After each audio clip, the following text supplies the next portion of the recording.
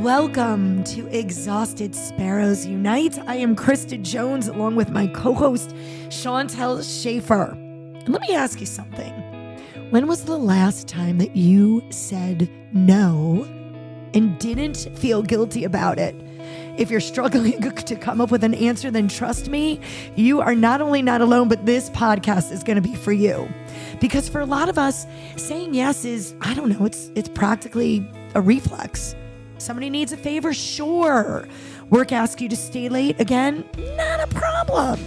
I've been there. I know what's going on. And today we're going to talk about boundaries. Not the scary build a wall boundaries, but the kind of boundaries that are going to protect your peace. Chantel Schaefer. It's a really good day to be talking about boundaries with my little Chantel Schaefer. This episode is really, I think, for all of us. So we got to just dive right in. Buckle up. Buckle up, buddy, because, you know, when we do these episodes, I notice like common themes like over and over and words that you and I are saying. And, you know, I'm like almost every episode we are discussing boundaries. So we need a whole episode on these boundaries and why they're so important. Yeah. And there needs to be boundaries in all areas of your life. All areas of your life. Areas. A lot of people think it's just work, but you're right. Your personal life, like everything that you're doing. And I think that we have to define really what a boundary is because, you know, I think people think that means build a wall. And that's not what we're saying. We're not telling you to build a wall. We're telling you that you need to do certain things in order to protect your peace. Well, yeah, because if you don't have a healthy boundary, you can be considered a doormat and people will just walk all over you and take advantage of that. And they will wipe their dirty feet on you. Ew. And then you got to find the time to wash off. So I'm digressing. All right. Why do we need boundaries? Let's talk about that. So one of the reasons that we need boundaries is I feel, at least for me, is that when I have boundaries, it helps me to preserve and to protect my energy because we here at Sparrow's Nest work very long days. We don't shut a lot of stuff off because cancer doesn't shut off, so we don't shut off. For those of you that are like, what is Sparrow's Nest? We're a charity here in New York, in the Hudson Valley, and we cook meals for individuals and for families throughout a cancer diagnosis. Most cancer diagnosis is anywhere from 10 months to somewhere around 14 months. So it's a very long time that families and individuals depend on us and need us for nourishment. So for us, we have to have a lot of energy going into it. But we can't have energy all the time if we don't put these boundaries in place. We're not able to like preserve it and to keep going. Yeah. And I'll say it again. Technology and cell phones have made it harder and harder to put those boundaries in place because we are always accessible. Yes. And not only for work, but like you're saying, right? Because we have these cell phones, even if we're like, oh, I'm not doing anything work with them, we're still on them. We're still scrolling. We're still using this energy. It's like a bank account, right? Mm-hmm. If you're saying yes to something, you're withdrawing from your energy. So it's kind of like, where are you saying yes and where are you saying no? And are you saying no at all, Krista Jones? Yeah. And, you know, just like a bank account, it runs out and then you start running on credit and then you got to pay it back. And when do you find time for that? When you're always withdrawing. I don't know, Chantel, but you're looking at me with these very piercing eyes. So I'm starting to itch. It's true.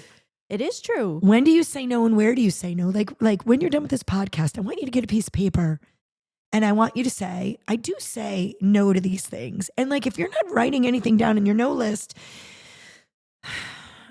you're running on credit. You're running on credit. Empowering yourself. Boundaries are also about taking control of your life. You know, earlier you mentioned the word doormat, and that's kind of what it is.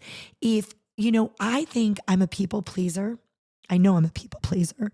And I feel when I say no to someone, I have disappointed them and then they may not like me. And then I go down this whole rabbit hole of things because it's hard for me to realize that a boundary is not a bad thing. It's me taking control of my life. Like there's no one else living my life but me. And for me to worry about other people that are upset because I'm giving them a no, that's a challenge for me. It is, but you're the only one suffering the consequences of that. They're taking your no and they're going on about their life, and they'll find the next person to ask, but you're kicking yourself about it.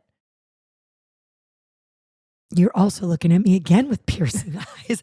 This episode is really just for Krista Jones. No, I'm just kidding. No. It's for a lot of people, but I just want to be vulnerable with this because this is an area that I struggle in quite a bit. And what I notice is that by me rarely saying no, I'm taking away from people that should really be my priority, like my family. Mm. A lot of times my family suffers for my yeses. Well, yeah, and you're also teaching your kids that boundary isn't there and that they shouldn't say no. And you don't want to create that in your kids either. And you don't want to put the needs or wants of others in front of your family, so it is important. I even set boundaries with my own kids, like sometimes, and it's something as silly as, will you fill my water? And no, you can fill your water.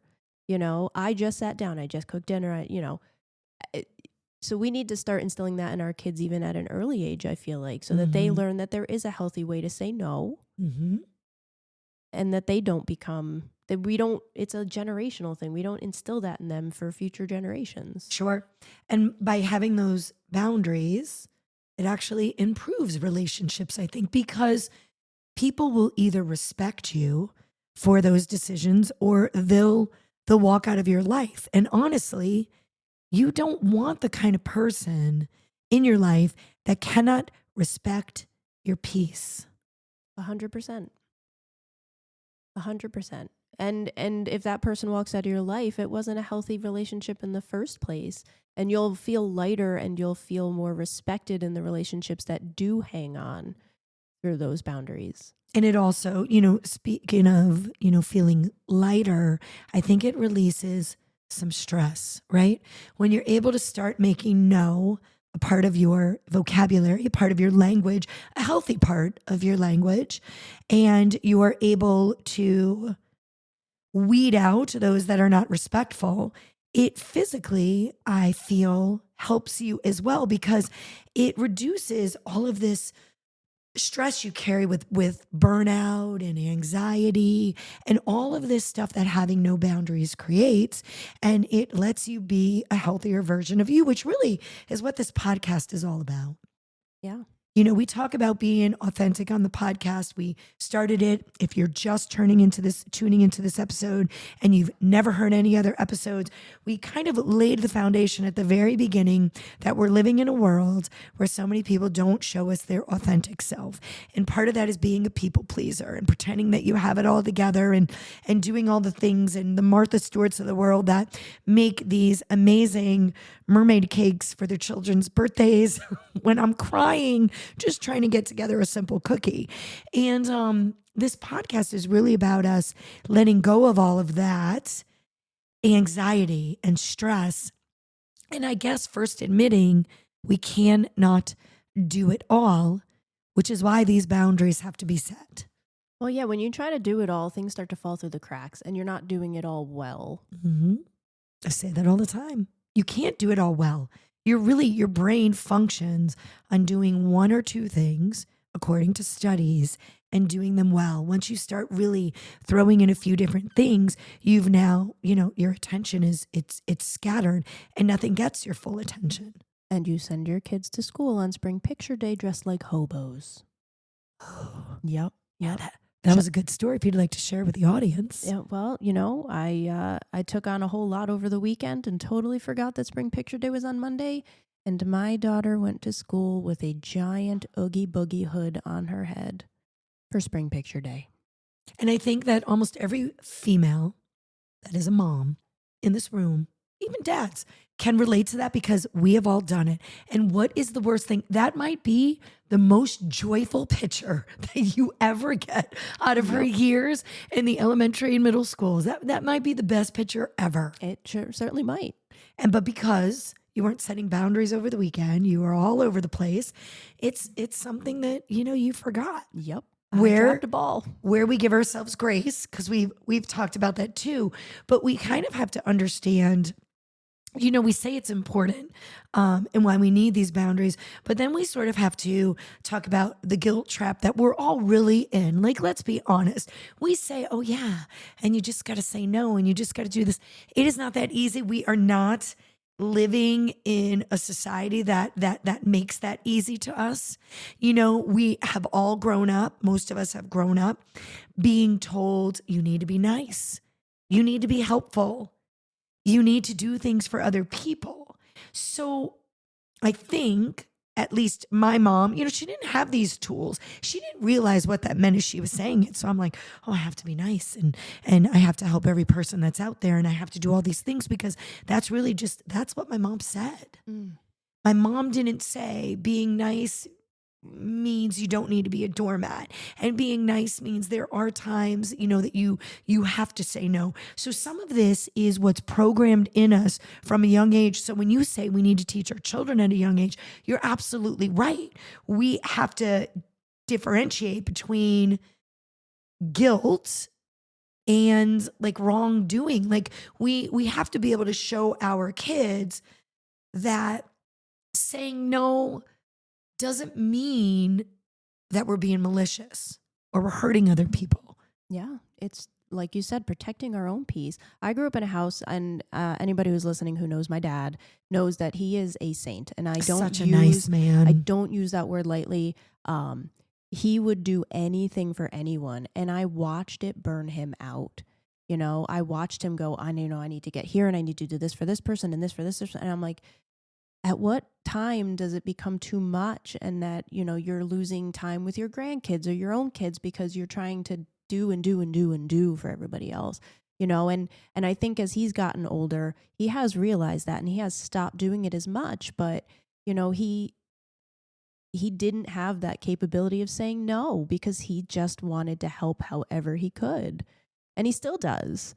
And, he was programmed kind of that way. You can't just undo 50, 60 years of, what you've been taught and what you've lived out. But, you have to realize that saying no doesn't mean that you disrespect somebody. It means that you respect yourself.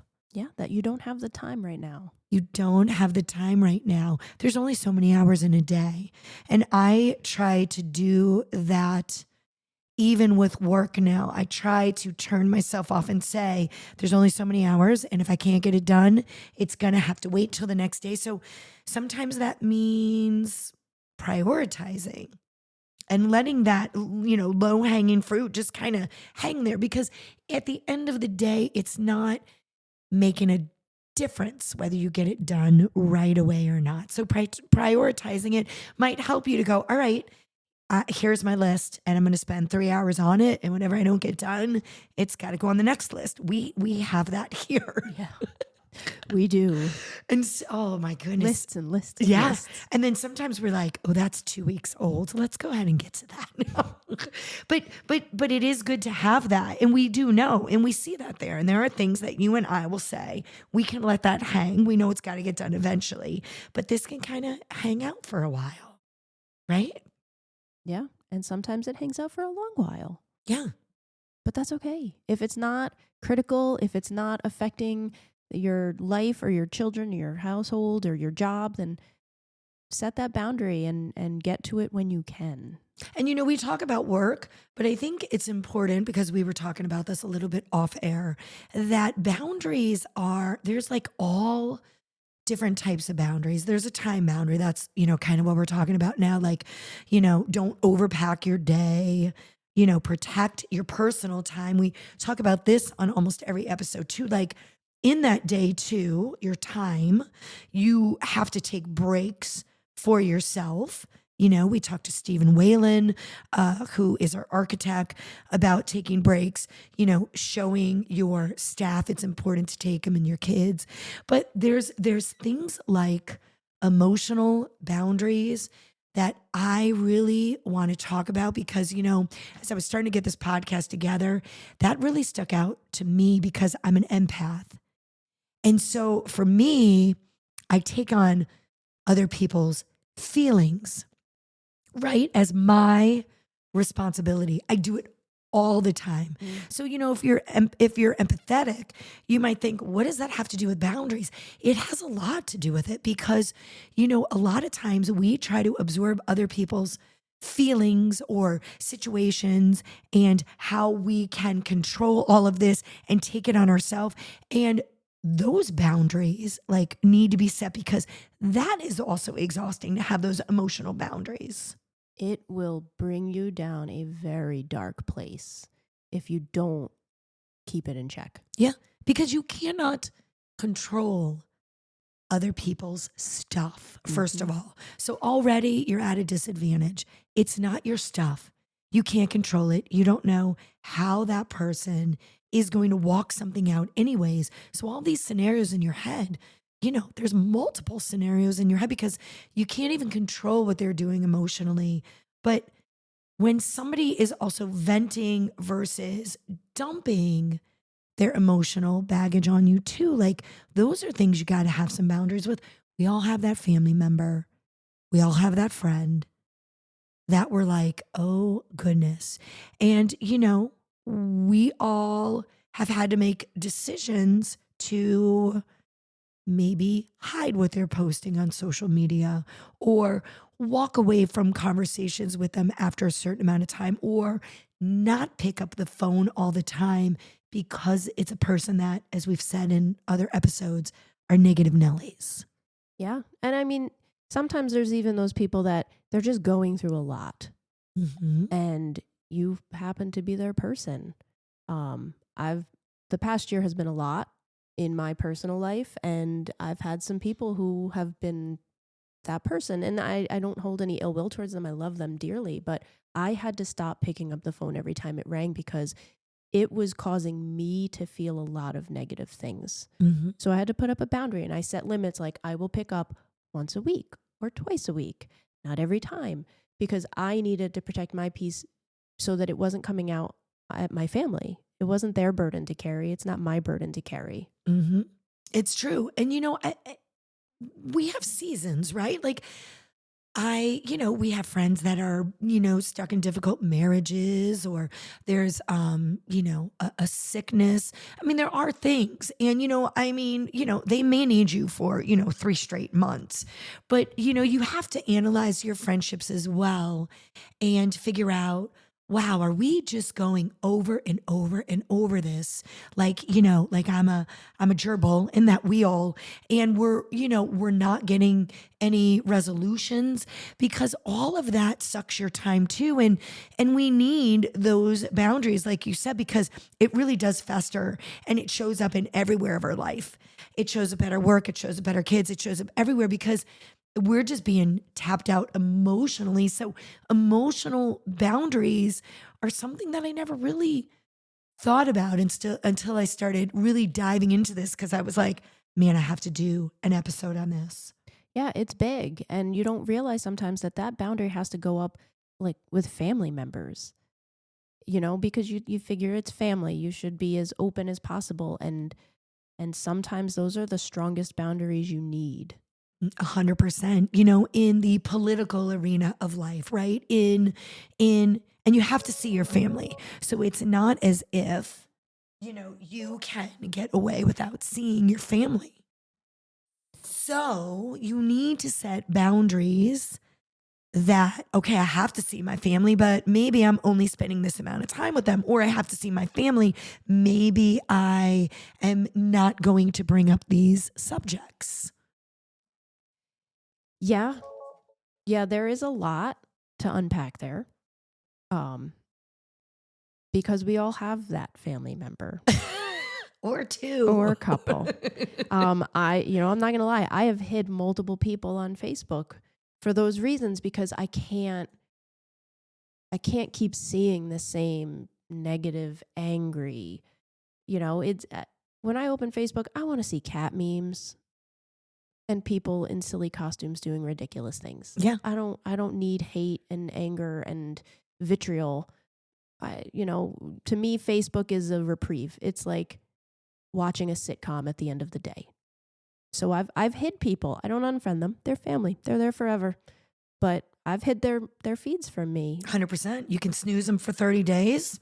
You can hide them. Mm-hmm. And you need boundaries with digital, right? With your social media, which, limiting your screen time. We talk about that on so many different episodes. We had a bunch of middle schoolers in here that were talking about the effects of social media on them. And, I know we talk about it in almost every episode, but, it has to be spoken. It is just in our face. So, boundaries on our screen time, not only for us, but for our children, our family, things that we control is important as well. Because, as you were kind of alluding to, and we say in so many episodes, it gets you sucked into comparison and anxiety and negative people and hatred. There's a lot going on there that, I'd rather it be a dog meme, but I understand your cat meme post. Like, I'd like to see cute, furry little doggies.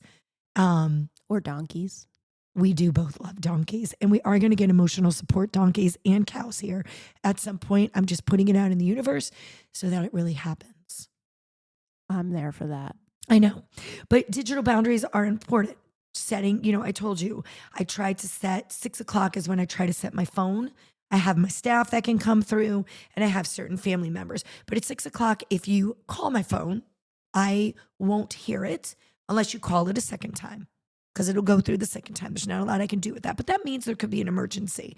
But I like that because then I don't really know you've called. And if it's that important, you're going to have to call me back. But let's also talk about the friends that don't understand those boundaries, and then you don't answer, and then they text you, and then you don't answer that, and then they Facebook message you. Like, please don't do that. Yeah. That is overwhelming. 100%. 100%. There's some of you that are going to listen to this, and you're going to know you do that to me. I don't like that. Hi, it's me.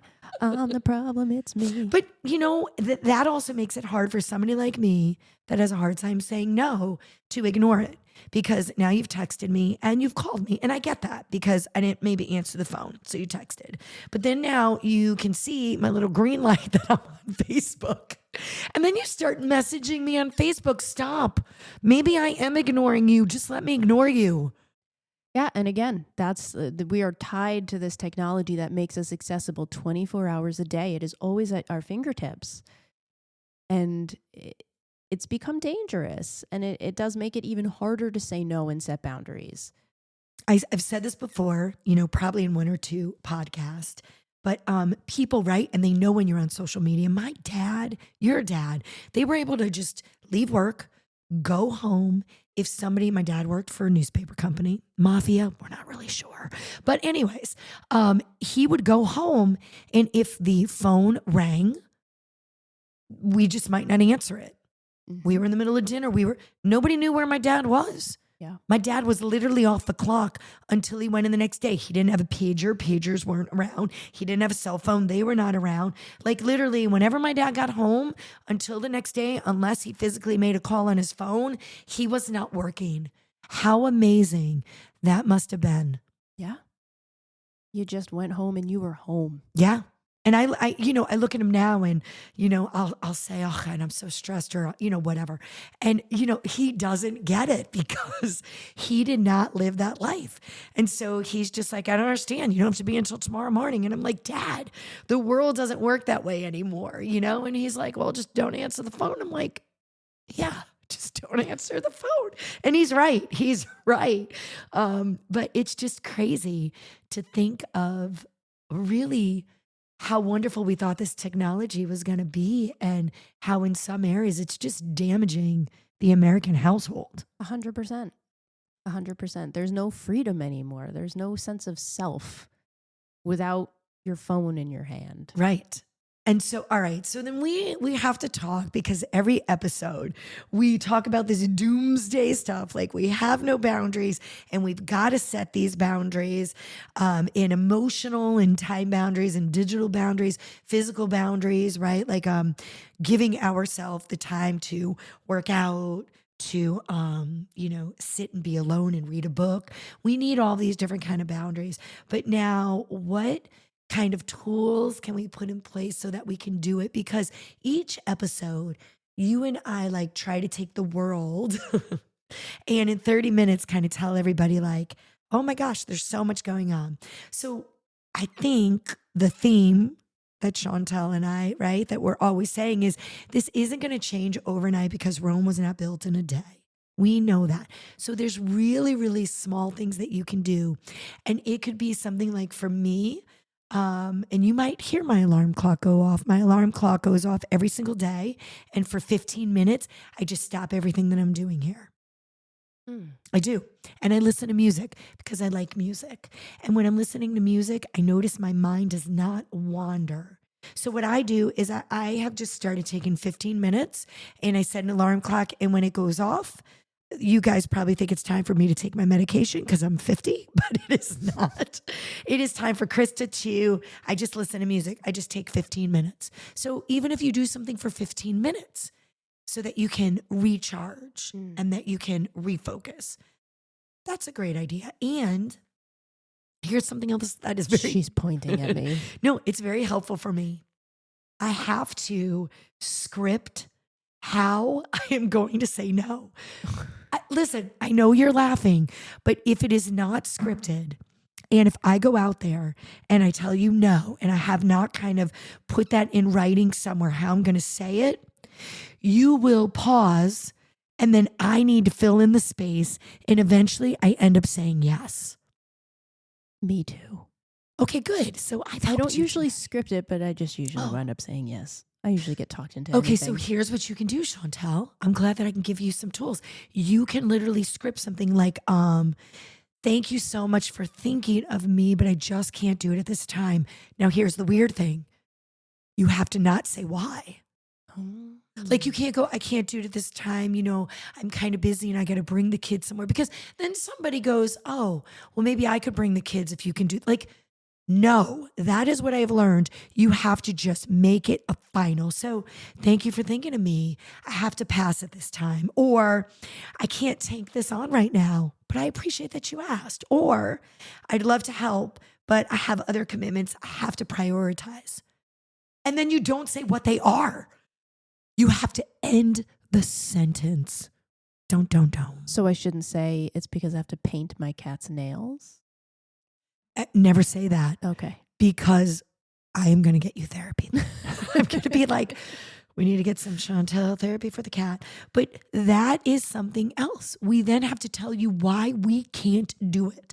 So I have started to script out like a sentence or two, and I do not say another word and it kills me, but I don't say anything until you respond. And I'm like this.